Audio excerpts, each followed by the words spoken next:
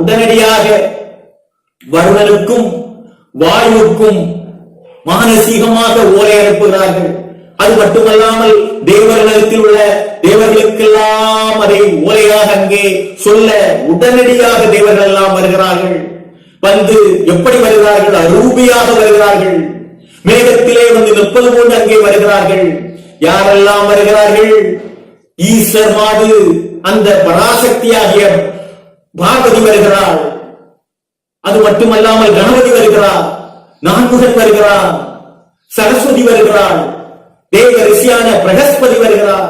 இவ்வாறு அனைவரும் அங்கே அழகாக மேலோகத்தில் அந்த மேலோகத்தில் இருக்கக்கூடிய அனைவரும் வந்து மேகத்தனில் அரூபியாக அங்கே நின்று கொண்டிருக்கிறார்கள். மேலோகத்தில் இருக்கக்கூடிய தேவர்கள் எல்லாம் தம்மானத்தை முழக்க முடிகிறார்கள்.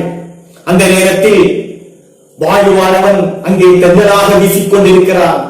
வர்ணனானவன் பூ போல மழையை அங்கே பொழிந்து கொண்டிருக்கிறான். அங்கே இருக்கக்கூடிய பெண்கள் எல்லாம் குரவையிடுகிறார்கள். அந்த குரவை ஒலியில் பக்கத்தில் அங்கே இருக்கக்கூடிய யமனானவன் அந்த இடத்தை விட்டு அப்படியே அகன்று சென்று விடுகிறான். குரவை ஒலி எங்கே கேட்கிறதோ அங்கே யமன் இருக்க மாட்டான். அப்படிப்பட்ட சிறந்த ஒரு ஒலிதான் குரவை ஒலி. யமன் மாறுகிறான். மாறினவுடனே தேவர்கள் எல்லாம் ஐயா நாராயணருக்கும் மேல் முகில் மாதர்களான நமது அம்மைமாருக்கும் திருமணம் என்று அழகாக ஒரு விண்ணோக பந்தலை அங்கே இடுகிறார்கள். மேலோக பந்தலை இடுகிறார்கள். மேல் முகில் மாதிரி என்று அங்கே அழகாக சொல்கிறார் ஐயா.